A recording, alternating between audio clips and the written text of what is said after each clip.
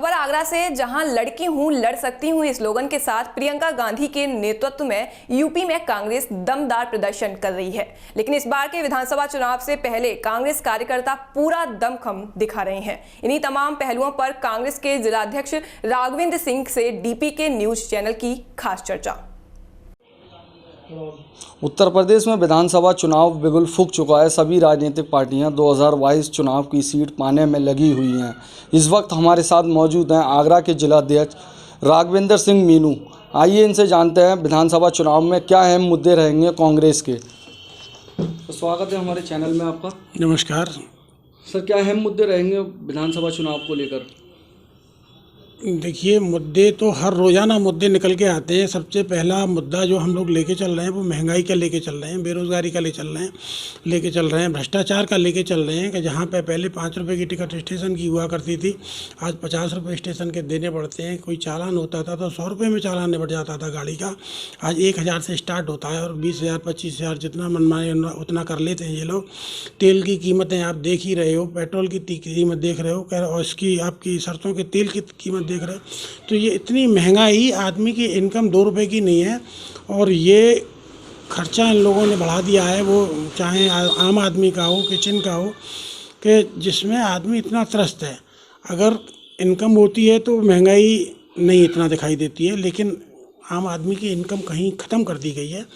अब उस कंडीशन में जिस मुद्दे को हम लेके चल रहे हैं वो मुद्दा हमारा महंगाई के साथ साथ में जो प्रियंका दीदी ने जो घोषणाएं की हैं, जो प्रतिज्ञाएं ली हैं, घोषणा तो और पार्टियां कर चुकी हैं, लेकिन हम जो प्रतिज्ञा कर रहे हैं प्रियंका दीदी के माध्यम से, उन प्रतिज्ञाओं को लेके हम लोग देहात में और शहर में बढ़ रहे हैं। जैसे कि किसानों का पूरा कर्जा माफ़ होगा, जैसे 72,000 करोड़ रुपए हमने पहले मनमोहन सिंह जी की सरकार में हम लोगों ने माफ़ किए थे और किसानों को काफ़ी राहत मिली थी।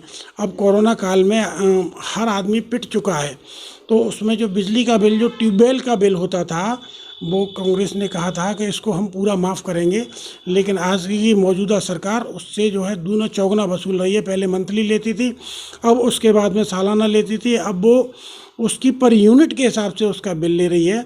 तो वो किसानों के लिए मतलब मरने वाली बात है कि लाइट भी होगी, लाइट का पैसा देना पड़ेगा। जहाँ समर्थन मूल्य ये लोग बढ़ा नहीं रहे हैं, उसमें महंगाई की मार, और आपकी अभी देखा होगा आपने कि खाद बिल्कुल ख़त्म हो गई, कि उस पर ब्लैक चलने लगी कि जो 1200 रुपये का कट्टा था वो 1800 रुपये का कट्टा इन लोगों ने कर दिया। और लाइट दे नहीं रहे थे तो पानी यहाँ कहाँ से आता।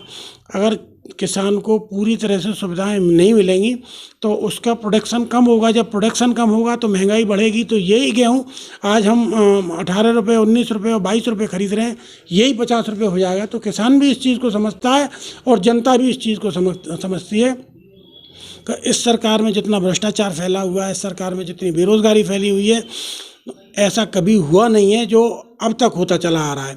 तो इसी मुद्दों को लेके हमने जो 8 प्रतिज्ञाएं की हैं, 8 प्रतिज्ञाओं को लेके हम लोग जनता के बीच में जा रहे हैं और उसमें हमें सफलता भी मिल रही है। महिलाओं के लिए जैसे हाई स्कूल पास के लिए हम स्मार्टफोन दे रहे हैं, इंटर पास ग्रेजुएट वाले के लिए हम लोग स्कूटी दे रहे हैं बच्चियों को, बसों में महिलाओं के लिए बिल्कुल किराया मुफ्त कर रहे हैं। तो ये सारी चीज़ों की चर्चा देहात में हो रही है। 80 साल की माताजी भी कहती हैं मैं लड़की हूँ, लड़ सकती हूँ। तो कहीं ना कहीं उनके अंदर बचपन जाग जाता है इस नारे के साथ में, और वो अपनी बहू के रूप में, अपनी बेटी के रूप में और लड़की हूँ लड़ सकती हूँ के नारे को साथ ले रही हैं। और जहाँ पे हम लोग नहीं जा पाते थे, जिन लोगों से नहीं मिल पाते थे, आज कांग्रेस के कार्यकर्ताओं को देख के महिलाएं और बच्चियां चिल्लाने लगती हैं लड़की हूँ लड़ सकती हूँ। तो जितनी खुशी हम लोगों को होती है कि हमें लगता है कि अब आने वाली सरकार हम लोगों के साथ में है और हम लोग बिल्कुल ईमानदारी के साथ में जनता के बीच में अपने वायदे पूरे करके आ रहे हैं, प्रतिज्ञा पूरी करके आ रहे हैं, जिसका रिजल्ट हमें 2022 को देखने को ज़रूर मिलेगा। देखा आपने, क्या कुछ कहना था। हमारे साथ मौजूद थे कांग्रेस के जिलाध्यक्ष राघवेंद्र सिंह मीनू, अपने सहयोगी राशिद हुसैन के साथ जीशान अहमद, डीपीके न्यूज़ आगरा।